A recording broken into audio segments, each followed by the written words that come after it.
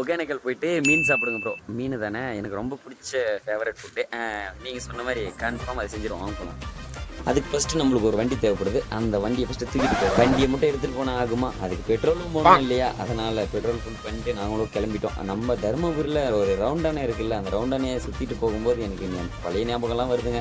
நான் போயிட்டு இருக்கும்போது கணபதி அதுவும் சதுர்த்திக்கு ஒரு வாரத்துக்கு முன்னாடியே இருக்கு. ஒகேனக்கலுக்கு போகிறதுக்கு முன்னாடி அந்த வளைவு டர்னிங் அந்த பாயிண்ட் வியூ பாயிண்ட்லாம் வேறு லெவலில் செமையாக இருந்துச்சுங்க. அங்கே நிச்சு நாங்களும் ஒரு ஃபோட்டோ எடுத்துகிட்டு அப்படியே ஜாலியாக போயிட்டோம். ஒரு வழியாக நம்ம ஒகேனக்கலுக்குள்ளே நுழைஞ்சிட்டோம். ஒகேனக்கல் எவ்வளோ தண்ணி போச்சுப்பா, கடைசியில் பார்த்தா ரொம்ப குறைஞ்சி போச்சு. ஏன் அப்படின்னு தெரியல. இல்லையா குளிச்சுட்டு மேலே வந்தாச்சு, ட்ரெஸ்ஸு மாற்றியாச்சு.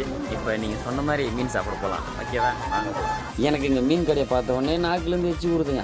எதையாச்சும் மீன் ஆர்டர் போட்டு வாங்கி சாப்பிடுவோம் அப்படின்னு சொல்லிட்டு நாங்களும் ஒரு 150 ரூபாய் கொடுத்து ஒரு 2 மீனை வாங்கிட்டோம். அது நீங்கள் சொன்ன மாதிரி மீன் வாங்கிட்டோம், சாப்பிடலாம்.